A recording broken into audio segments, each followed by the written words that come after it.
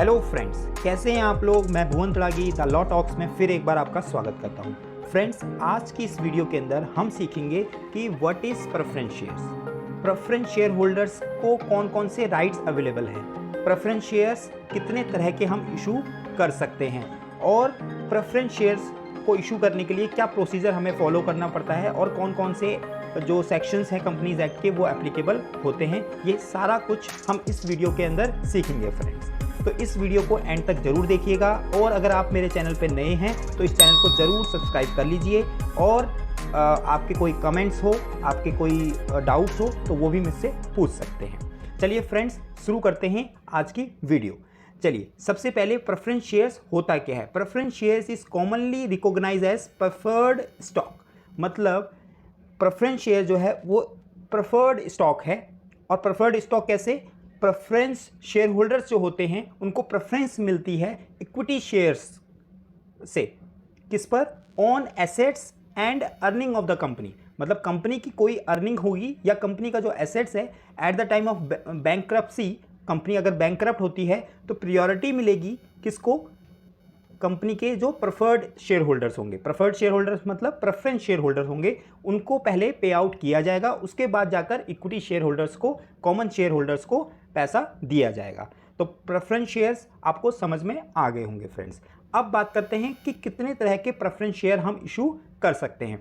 तो सबसे पहला जो प्रेफरेंस शेयर हम इशू कर सकते हैं तो टाइप है इसका convertible preference shares. Convertible preference share का मतलब जो प्रेफरेंस शेयर्स आने वाले टाइम में एक फिक्स टाइम हमारा रहेगा, उस टाइम के बाद इक्विटी शेयर्स में कन्वर्ट हो जाते हैं एक पर्टिकुलर टाइम फ्रेम के अंदर। और नॉन कन्वर्टेबल का मतलब हो गया जो कन्वर्ट नहीं होते, वो प्रेफरेंस ही रहते हैं। रिडीमेबल प्रेफरेंस शेयर का मतलब क्या हुआ? रिडीमेबल प्रेफरेंस शेयर मतलब ऐसे शेयर्स, ऐसे प्रेफरेंस शेयर्स जो एक टाइम के बाद जो क्या हो जाएंगे? रिडीम हो जाएंगे। और उसका भी टाइम लिमिट जो है सर्टेन रहेगा, जो कि पहले ही हम डिफाइन कर देंगे। और कंपनी जो है उसको दोबारा खरीद लेगी, पैसा मतलब पे आउट कर देगी, रिडीम कर देगी और जो शेयर होल्डर होगा उसको पैसा पे कर दिया जाएगा। और पैसा भी जो है जितना अमाउंट है वो पहले ही प्रीफिक्स कर दिया जाएगा। ठीक है, तो मैक्सिमम जो लिमिट है रिडीमेबल प्रेफरेंस शेयर की, कितने टाइम तक हम रिडीम कर सकते हैं, तो 20 ईयर्स का इसका टाइम रहता है फ्रेंड्स। और जो इंफ्रास्ट्रक्चर कंपनीज होती है उसके लिए ये टाइम 30 ईयर्स भी रहता है फ्रेंड्स। इररिडीमेबल प्रेफरेंस शेयर का मतलब इसका उल्टा, जो रिडीम नहीं हो सकते, लेकिन as per companies act irredeemable preference share issue नहीं हो सकते हैं फ्रेंड्स। अब बात करते हैं पार्टिसिपेटिंग प्रेफरेंस शेयर्स की। पार्टिसिपेटिंग प्रेफरेंस शेयर्स वही कॉमन जो प्रेफरेंस शेयर है वही होता है, लेकिन इसके अंदर एक एडिशनल फीचर होता है, एडिशनल डिविडेंड यहाँ पे दिया जाता है other than the preference dividend.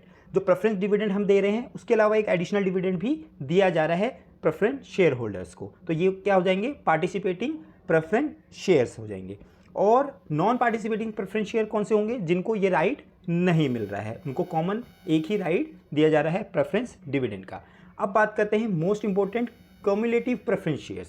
Cumulative preference shares का मतलब जो हमारे जो प्रेफरेंस शेयर होल्डर्स हैं उनको हमें डिविडेंड देने को रहता है, लेकिन अगर कंपनी के अंदर फाइनेंशियल स्थिति जो है कंपनी की वो अच्छी नहीं है, उसको प्रॉफिट नहीं हुआ है, उसने 1-2 साल डिविडेंड नहीं दिया, तो जो प्रेफरेंस शेयर्स होल्डर्स का जो डिविडेंड है वो क्यूमुलेटिव अगर है तो वो क्या हो जाएगा? क्यूमुलेट होता रहेगा हर साल। और जब भी प्रॉफिट होगा तो उसको क्यूमुलेट करके जितना भी पीछे का अरियर होगा वो डिविडेंड उसको मिल जाएगा। ठीक है, जितना भी उसने अर्न किया होगा विद इंटरेस्ट। तो ये हो गया क्यूमुलेटिव प्रेफरेंस शेयर्स। और नॉन क्यूमुलेटिव का मतलब उसको कोई अरियर नहीं मिलेगा, जिस साल प्रॉफिट हुआ उस साल उसको पे कर रहे हैं, तो नॉन क्यूमुलेटिव प्रेफरेंस शेयर कहलाई जाएंगे। ठीक है फ्रेंड्स, आई होप आपको ये टाइप्स समझ में आ गए होंगे। अब बात करते हैं कैरेक्टरिस्टिक्स ऑफ प्रेफरेंस शेयर्स। क्यों हम प्रेफरेंस शेयर्स इशू करें? तो सबसे पहला तो anti delusion of equity stakes, मतलब इक्विटी शेयर होल्डर्स का जो स्टेक है वो डिल्यूट नहीं हो रहा है। जनरली क्या होता है, कंपनीज चाहती है कि कंपनी के अंदर कैपिटल इन्फ्यूज़ की जाए, लेकिन जो स्टेक होल्डर्स हैं, जो इक्विटी स्टेक होल्डर्स होते हैं वो बेसिकली ऑनर होते हैं कंपनी के, तो वो नहीं चाहते कि उनका जो स्टेक है वो डिल्यूट किया जाए, उसको कोई और भी शेयर करे। तो ऐसे में वो प्रेफरेंस शेयर जो है वो इशू, तो इससे क्या होता है, कंपनी को काफ़ी बेनिफिट रहता है कि पैसे तो आ जाते हैं लेकिन उनको वोटिंग राइट्स नहीं देने पड़ते। दूसरा जो बेनिफिट है P investors, P private equity जो इन्वेस्टर्स होते हैं वो क्या करते हैं, generally for the time being वो कंपनीज़ के अंदर इन्वेस्ट करते हैं और अपना एक फ़िक्स जो है इंटरेस्ट या फिक्स डिविडेंड कह लो, वो उनको रिसीव होता रहता है। तो इससे क्या होता है, उनका इन्वेस्टमेंट इस तरीके से प्रोटेक्ट रहता है, तो उनके लिए भी ये बेनिफिट रहता है फ्रेंड्स।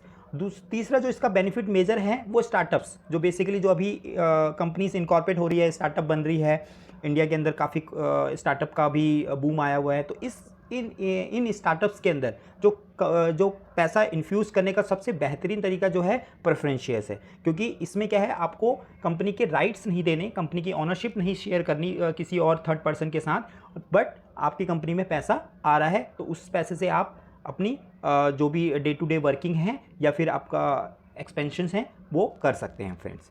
चलिए अब देख लेते हैं कि कंपनीज एक्ट के कौन कौन से सेक्शंस हैं जो एप्लीकेबल हो रहे हैं। सेक्शन 55 हो रहा है, सेक्शन 62 इसमें एप्लीकेबल हो रहा है, सेक्शन 42 जो प्राइवेट प्लेसमेंट का है, अगर प्राइवेट प्लेसमेंट के थ्रू लेके आ रहे हैं तो 42 भी इसमें इन्वॉल्व हो जाएगा।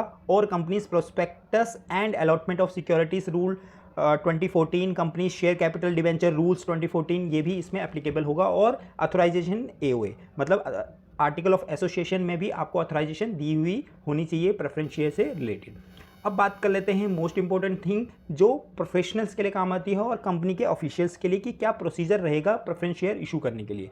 सबसे पहले तो आपको अगर कंपनी के अंदर प्रेफरेंस शेयर लेके आ रहे हैं तो आप अपने आर्टिकल को देखिए कि उस आर्टिकल के अंदर इशुएंस ऑफ प्रेफरेंस शेयर्स का क्लॉज है या नहीं है, कि आपको ऑथराइजेशन दी गई है या नहीं है कंपनी को। अगर नहीं है तो कंपनी का AOA जो है आपको अमेंड करना पड़ेगा, अगर है तो well and good.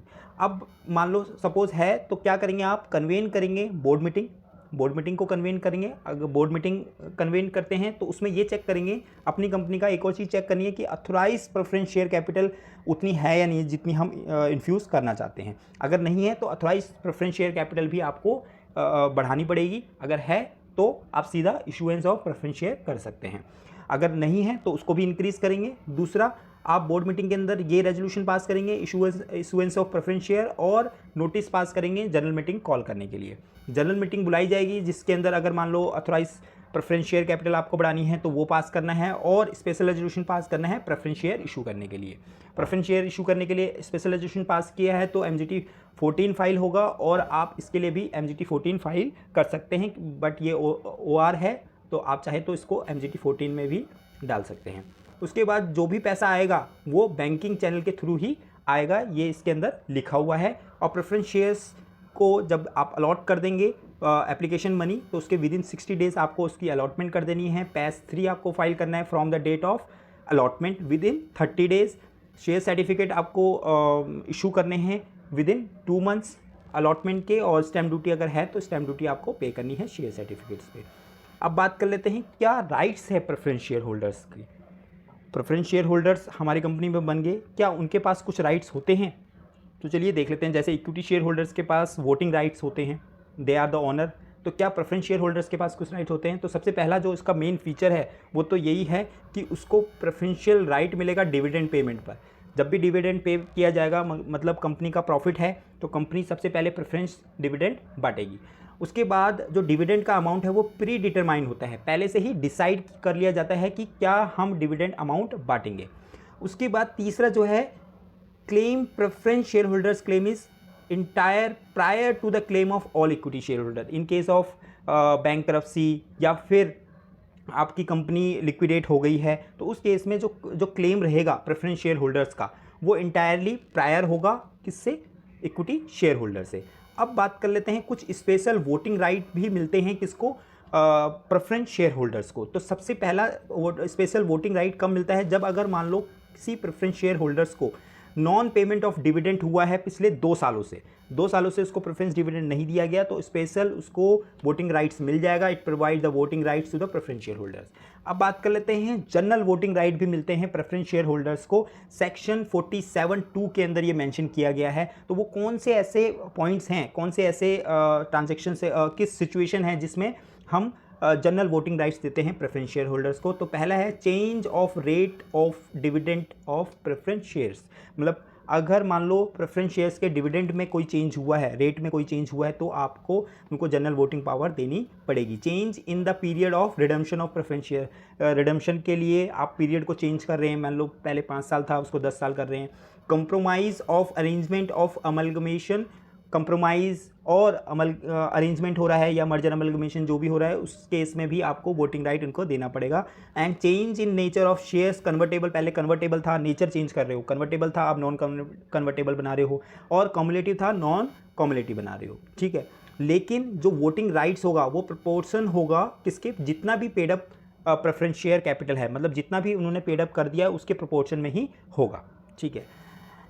And major requirements क्या रहती है जब भी हम प्रेफरेंस शेयर इशू करते हैं, तो क्या हमें ध्यान में रखना है। सबसे पहले तो रजिस्टर वैल्यूअर से हमें वैल्यूएशन रिपोर्ट लेनी है, किस रेट पे हमें प्रेफरेंस शेयर इशू करना है। उसके बाद ईजीएम हमें करनी है और स्पेशल रेजोल्यूशन पास करना है, ये ध्यान रखना है। पैस 4 ऑफर लेटर हमें इशू करना है और पेमेंट जो है वो सेपरेट बैंक अकाउंट में ही आनी चाहिए। तो आशा करता हूँ आज की वीडियो में इतना ही। ये वीडियो आपको हेल्पफुल रही होगी, तो हम आगे भी इसी तरह की वीडियोस के साथ आते रहेंगे। अगर आपने मेरे चैनल को अभी भी सब्सक्राइब नहीं किया है तो प्लीज़ सब्सक्राइब कर लीजिए। हम इसी तरह से मिलते रहेंगे, तब तक आप स्वस्थ रहे, सुरक्षित रहे। जय Hind, bye bye, thank you.